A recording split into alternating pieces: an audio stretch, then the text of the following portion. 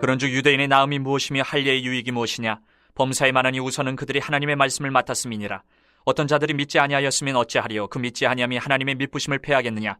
그럴 수 없느니라. 사람은 다 거짓되되 오직 하나님은 참되시다 할지어다. 기록된 바 주께서 주의 말씀에 의롭다함을 얻으시고 판단받으실 때에 이기려 하심이라 함과 같으니라.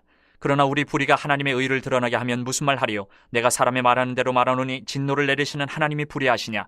결코 그렇지 아니하니라. 만일 그러하면 하나님께서 어찌 세상을 심판하시리요? 그러나 나의 거짓말로 하나님의 참되심이 더 풍성하여 그의 영광이 되었다면 어찌 내가 죄인처럼 심판을 받으리요? 또는 그러면 선을 이루기 위하여 악을 행하자 하지 않겠느냐? 어떤 이들이 이렇게 비방하여 우리가 이런 말을 한다고 하니 그들은 정죄받는 것이 마땅하니라. 그러면 어떠하냐? 우리는 나으냐? 결코 아니라. 유대인이나 헬라인이나 다 죄 아래에 있다고 우리가 이미 선언하였느니라. 기록된 바 의인은 없나니 하나도 없으며 깨닫는 자도 없고 하나님을 찾는 자도 없고 다 치우쳐 함께 무익하게 되고 선을 행하는 자는 없나니 하나도 없도다. 그들의 목구멍은 열린 무덤이요 그 혀로는 속임을 일삼으며 그 입술에는 독사의 독이 있고 그 입에는 저주와 악독이 가득하고 그 발은 피 흘리는 데 빠른지라. 파멸과 고생이 그 길에 있어 평강의 길을 알지 못하였고 그들의 눈앞에 하나님을 두려워함이 없느니라 함과 같으니라. 우리가 알거니와 물은 율법이 말하는 바는 율법 아래에 있는 자들에게 말하는 것이니 이는 모든 입을 막고 온 세상으로 하나님의 심판 아래에 있게 하려 함이라. 그러므로 율법의 행위로 그의 앞에 의롭다 하심을 얻을 육체가 없나니 율법으로는 죄를 깨달음이니라. 사람들이 살아가는 게 각양각색이죠. 우리 또 환우님들도 보면은 또 각양각색입니다. 다 살다가 오던 그 가닥들대로 다 살아갑니다.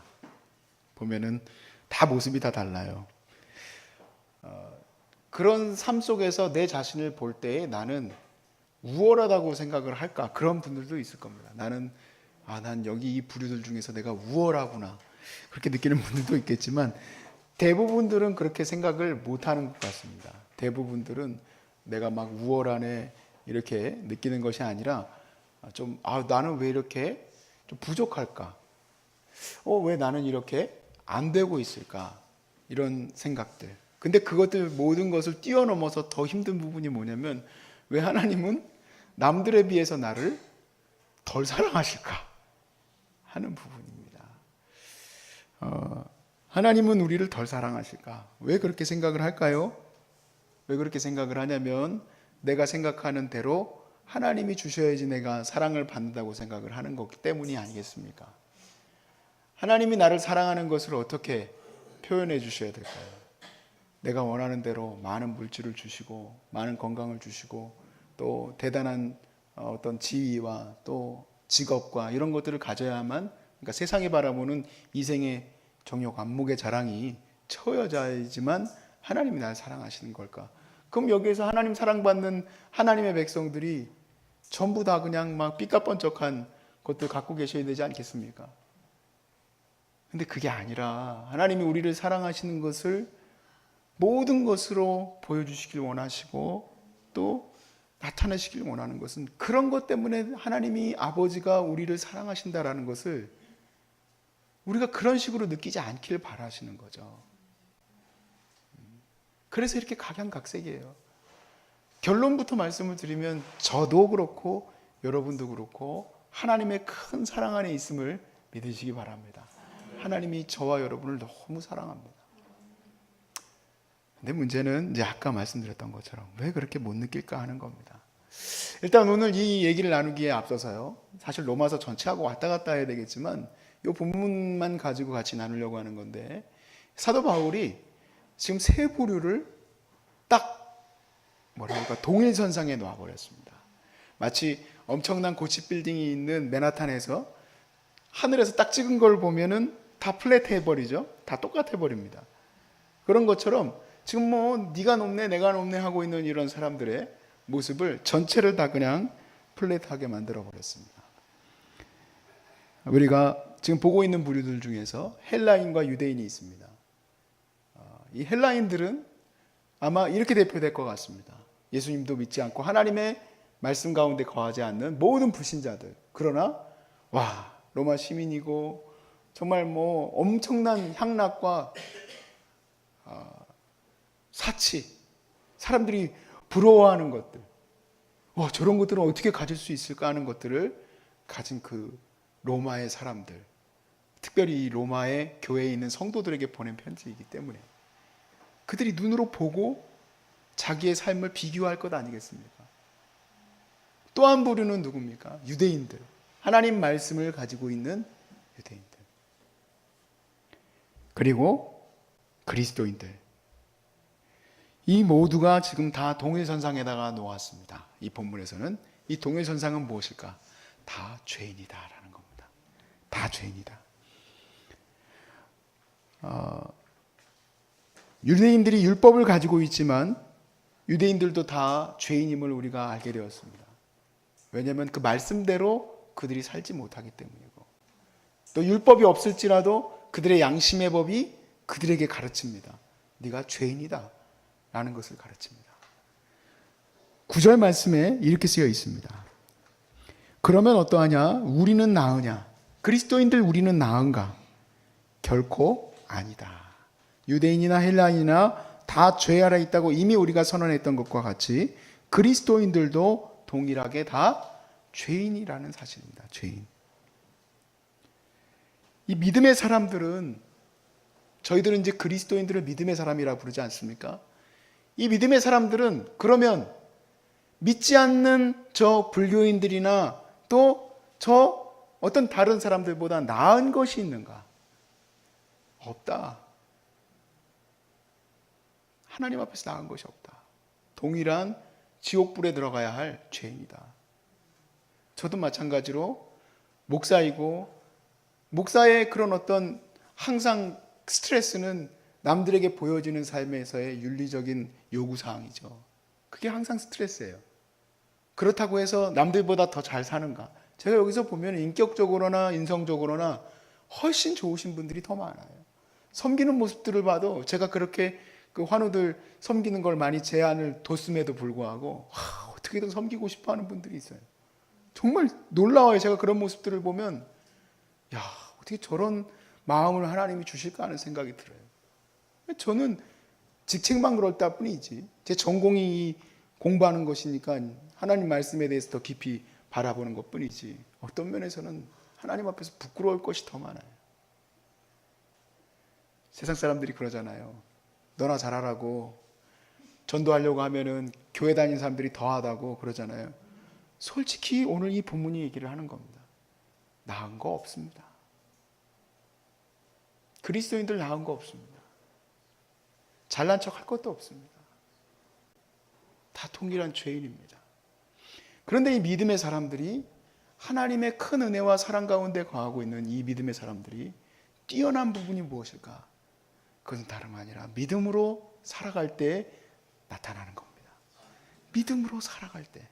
믿음으로 살아가지 아니하면 율법을 맡았던 사람보다도 못할 뿐만 아니라 어떤 불교인이면 불교인의 그 철학대로 살아가는 사람들이든, 아니면 자기의 그 분명한 결단을 따라 살아가는 사람들하고 비교해 봤을 때 형편없습니다. 정말 형편없습니다. 그런데 믿음으로 살아가는 사람들이 믿음으로 살아가면 누구도 쫓아올 수 없습니다. 하나님의 뜻이 그들에게서 그대로 나타나기 때문에 그렇습니다. 할렐루야. 저는 믿음의 사람이 되시기를 주의 이름으로 축복합니다. 믿음의 사람, 그 믿음의 사람으로 살아가야 합니다.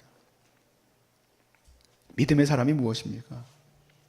믿음의 사람은 하나님이 하실 것을 믿고 오늘 하루가 시작되어지고, 하나님이 하실 것을 믿고 기도가 시작되어지는 거죠.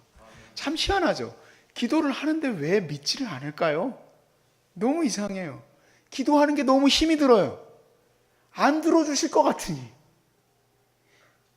찬양하는 게 너무 힘들어요. 내 대답이 안 될 것 같으니. 그런데 저는 여러분이 여기에 올라오신 것부터가 이미 치료가 시작됐다라는 말씀을 선언하고 싶습니다. 하나님의 과정이 오래 걸려요. 그래도 하나님은 이미 치유가 시작하고 있는 것이에요. 여기를 뭐하러 그러면 30년 전부터 준비시켜 놓고 우리 가정을 그렇게 들들 볶았을까요? 저는 그거 아까워서라도 저는 하나님께 그래요. 아니 왜 안 고치십니까? 30년 전부터 우리 집을 그렇게 들들 볶아놓고 그냥 아버지가 맨날 핍박하시고 왜 이걸 안 파냐고 핍박하시고 어머니한테. 이거 팔고 차라리 그럼 밥 먹으러 다니면 되지. 밥도 못 먹어가지고 제가 솔직히 얘기를 드리면 하나님교회에 있을 때요, 전기세가 없어서 그때 28살밖에 되지 아니한 여자 청년한테 어머니가 5만 원을 꾸다가 그 자매가 교회를 떠났습니다. 얼마나 자존심을 내려놔야지 그 5만 원을 꿀 수 있을까요? 제 동기의 친구. 뭐 이 교회는 능력도 안 나타나는구나. 전기값 5만 원이 없어서 이렇게. 왜 들들 볶으십니까, 하나님? 하나님이 여러분을 너무 사랑하시기 때문에, 그렇기 때문에 하나님 시작을 하셨을 거고, 그래서 다른 사람들도 놀라고 신기해하는 힐링센터가 시작됐을 거고, 여기가 무슨 뭐 하드웨어적으로 시설만 좋게 하려고 한다. 그러면 5년, 10년 지나면 여기도 똑같아집니다. 건물이라는 게 그렇지 않습니까? 근데 그렇게 머물러 있는 곳이 아니라 하나님의 뜻이 이곳에서 계속 나타나게 하시려고 준비하신 것을 저는 확신합니다. 지금도 저에게 여러 가지 프레스가 오고, 또 여러분도 그렇고, 또 저희 어머니도 그렇고, 계속해서 영적인 압박이 오지만 그 압박을 뚫고 나갈 수 있는 그 힘은 무엇일까요? 믿음이에요. 믿음. 하나님이 하실 것에 대한 믿음. 내가 오늘 왜 이것을 준비해야 될까? 내가 오늘 이 말씀을 왜 준비하고 여기에 들어서야 될까?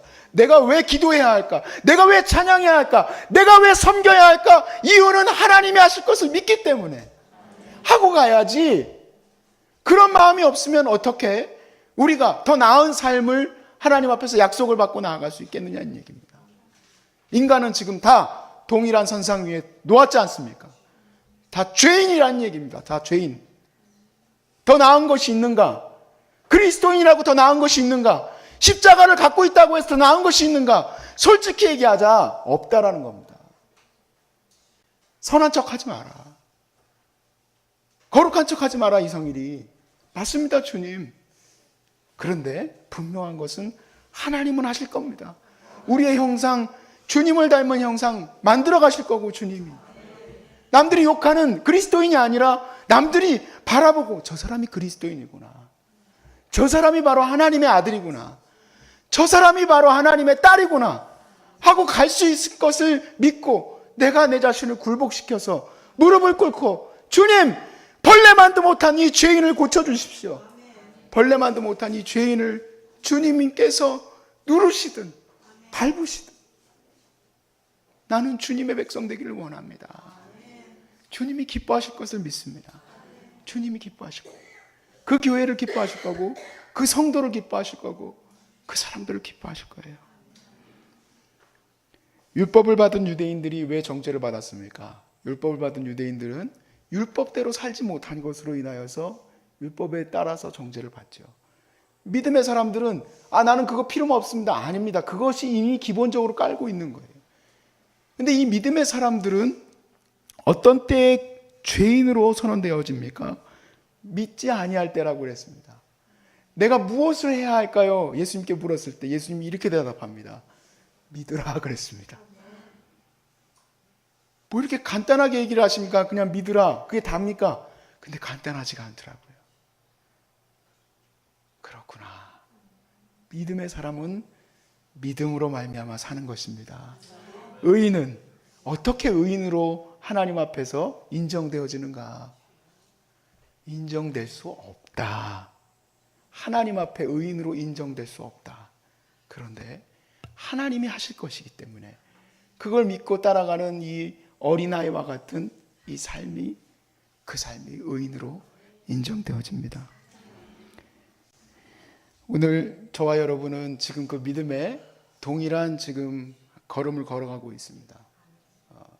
정말 그 뭐라 그럴까, 여러분들이 겪고 있는 그런 암과의 그런 싸움, 그런 모든 것들 앞에 섰을 때에는 정말 겸손해질 수밖에 없습니다. 제가 만약 암이 들어왔다고 선고를 받으면 나는 어떨까를 늘 생각을 해보면 솔직히 얘기하면 못할 것 같습니다. 솔직히 얘기하면 여러분만큼 기도하지 못할 것 같아요. 솔직히 얘기하면 하나님 앞에서 내가 지금도 내가 하나님을 붙들고 하나님 내가 사랑합니다, 하나님이 하실 것을 믿습니다라고 선언을 할까? 아니면 하나님 왜 이러십니까? 내가 그렇게 뭘 못했습니까? 내가 목사짓 하는 게 그렇게 싫었습니까? 하고 그렇게 얘기하지 않을까?